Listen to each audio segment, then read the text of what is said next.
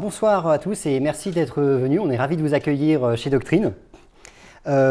Qui connaissait Doctrine avant de venir ce soir? Donc il y a quelques personnes qui savent déjà ce que c'est que Doctrine. Donc Doctrine, c'est une plateforme pour les professionnels du droit. Et donc un de nos produits très connus, c'est le moteur de recherche juridique qui permet de rechercher dans les décisions de justice, dans les commentaires, dans les lois, également dans une base de données d'avocats et d'entreprises.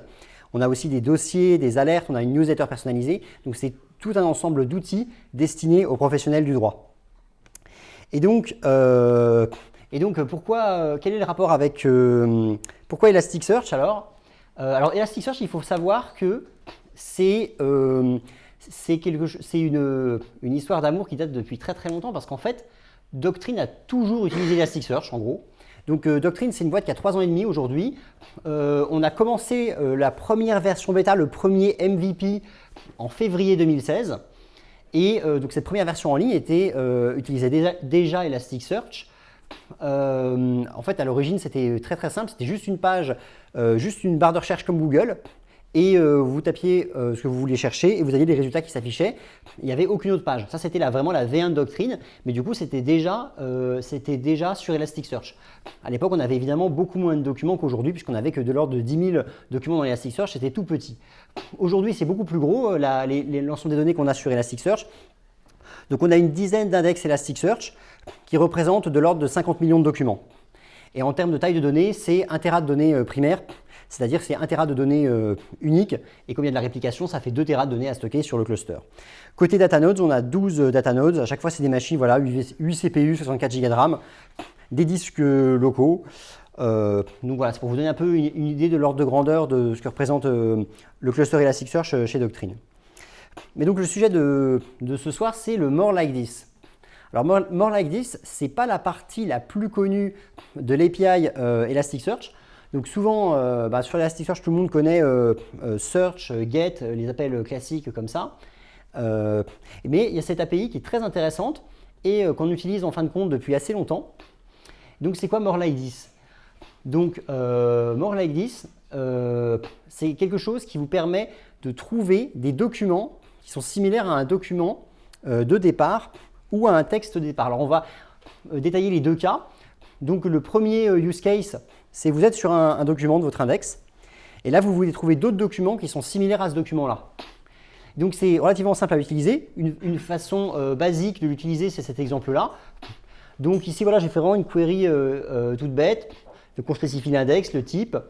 Là, on demande more like this, les champs sur lesquels on va faire la recherche de similarité. Et ici, on spécifie en fait les ID des documents pour lesquels on cherche des documents similaires. Donc on peut partir d'un document, mais on peut également partir de plusieurs documents. Et include égale false, ça veut dire que vous ne voulez pas dans les résultats les documents de départ. Et donc typiquement, le use case, ça va être proposer des documents similaires à un document ou plusieurs. Et donc je peux vous montrer un endroit où sur Doctrine, on l'utilise. Donc vous voyez ici, on est sur une décision de justice. Alors là, il s'agit de dommages causés par un animal. Et la personne qui a été victime du dommage a porté plainte contre le propriétaire de l'animal. Et donc ici, on a proposé des décisions qui sont similaires. Alors vous avez ici donc, des décisions sur les mêmes thèmes et en dessous, vous avez voilà, d'autres décisions sur ces thèmes-là. Elles sont choisies un peu différemment, mais dans les deux cas, ça utilise l'API More Like This. Et donc dans les deux cas, l'input ici, c'est en fait l'ID de ce document-là. Et donc l'output, c'est un ensemble de résultats, comme des résultats d'une recherche finalement. C'est des résultats de recherche comme dans l'API Search classique, mais qui du coup sont similaires aux documents d'origine en fait.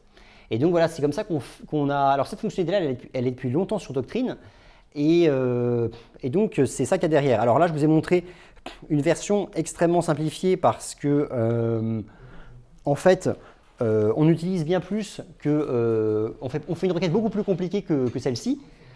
Donc il y a plein d'autres clauses avec des shoots, des boosts, etc. Mais dans le fond, finalement, on est parti de là, quoi. Et après, on a raffiné. Et donc, ça fait du coup 3 ans qu'on utilise de cette manière-là le More Like This, de la manière dont je vous ai montré sur cette page. Comment ça marche derrière, pour vous dire un peu dans les grandes lignes, en gros, la logique de comment c'est implémenté. Donc, vous avez vos documents de départ. Là, en fait, ce que Elasticsearch va faire, c'est qu'il va extraire les termes les plus significatifs du document, donc au sens du TF-IDF. C'est-à-dire que ce n'est pas juste les mots les plus fréquents du document, c'est les mots les plus fréquents, mais en prenant en compte leur rareté dans l'ensemble du corpus. Donc ça, c'est un truc très classique pour ceux qui connaissent, qui s'appelle le TF-IDF. Et donc, évidemment, ça veut dire que les mots qui sortent là, ce n'est pas et, le, là, etc. C'est les mots qui sont fréquents dans le document, mais qui sont rares de manière générale. Donc, c'est des mots qui sont très spécifiques du document, on espère qu'ils décrivent bien le document. Et donc ensuite, ce que fait Elasticsearch derrière, c'est qu'il va en fait chercher ces mots-là. Donc finalement, comme un search classique, en les cherchant en mode ou, c'est-à-dire qu'il n'est pas obligatoire que tous les termes soient présents dans les résultats, mais évidemment, plus il y a de termes qui sont présents dans les résultats, plus le résultat sera ranké de manière élevée. Et donc, ça vous donne vos documents en sortie. Il y a deux paramètres assez intéressants sur lesquels vous pouvez jouer dans cette API, c'est min-term-frec. Alors, min-term-frec, c'est la fréquence minimale avec laquelle les mots qui sont choisis ici doivent apparaître dans le document initial. Donc, ça veut dire que vous ne voulez par exemple pas prendre des termes qui sont… Donc, par défaut, c'est 2. Donc, il faut que les termes qui sont là apparaissent au moins 2 fois dans le document. Et alors, on peut très bien le faire descendre à 1 si vous voulez avoir plus de termes ici ou si c'est difficile de trouver des termes. Et après, il y a le nombre de termes qui sont utilisés. Et donc ici, la valeur par défaut, c'est 25. Donc, Elasticsearch va chercher à extraire 25 termes. Donc, si ici vous mettez le défaut à 1, en gros, vous allez avoir 25 termes à tous les coups. Et c'est ces 25 termes-là qui vont être cherchés ensuite dans les documents en output. Donc, en gros, c'est un trade-off entre la pertinence et la rapidité. Parce qu'en fait, plus vous allez mettre un nombre de termes important, plus vous pouvez gagner de pertinence, mais plus ça va être long à rechercher. Et donc, du coup, c'est un trade-off qu'il faut choisir. Et donc, c'est selon vos données, selon votre use case, que là, ça va complètement dépendre. Dans un cas, l'optimum, ça peut tout aussi bien être 100 que 12, 15, etc. Ou alors, vous pouvez garder la valeur par défaut. Et donc, parce que si vous prenez si c'est trop petit, vous allez toujours faire les mêmes recommandations pour tous les documents parce que vous allez tomber sur les mêmes choses. Et si c'est trop grand, ça va en pâtir en termes de performance, quoi. Et comme nous, on veut que ça s'affiche quand même relativement rapidement, quand la page s'affiche, il faut que ça s'affiche maximum quelques secondes après le départ de chargement de la page. Donc, on ne peut pas se permettre que ça mette plus que quelques secondes. Et donc, il y a une deuxième manière d'utiliser le more like this, c'est de partir d'un texte en fait. Donc, un use case type, ça peut être un paragraphe et vous voulez chercher des documents qui sont similaires à ce paragraphe-là. Et donc, je peux vous montrer, donc on va revenir sur cet exemple-là. Donc, ici, on avait vu tout à l'heure, donc en fait, quand on regarde les décisions qui sont similaires à celle-ci, en fait, alors, il y a des décisions qui vont être similaires. Vous voyez, vous avez des mots-clés ici. Parce que si on les ouvre toutes, ça va être un peu long de regarder de quoi ça parle. Mais vous voyez ici, ça parle de présomption de responsabilité, ce qui est en rapport avec le document parce qu'il y a une présomption de responsabilité pour les dommages causés par un animal. Ici, vous voyez que ici, ça va parler de chevaux. Donc là, le thème commun, c'est les animaux. Enfin, un des thèmes communs. Et ici, vous voyez, ça parle à nouveau de chevaux. Donc là, on est encore dans la thématique des animaux. Mais vous voyez que les documents ils peuvent être similaires pour différentes raisons. Soit parce que la notion juridique de présomption de responsabilité est présente, soit parce que ça parle des animaux. Et donc là, ce qui du coup devient possible, alors ce qui est possible pour l'utilisateur, ça va être de faire une recherche sur un paragraphe donné. Donc là, un exemple, donc, vous voyez ici, alors là par exemple, on propose à l'utilisateur on lui dit que ce paragraphe est potentiellement intéressant, et là, on va lui proposer de voir des décisions similaires.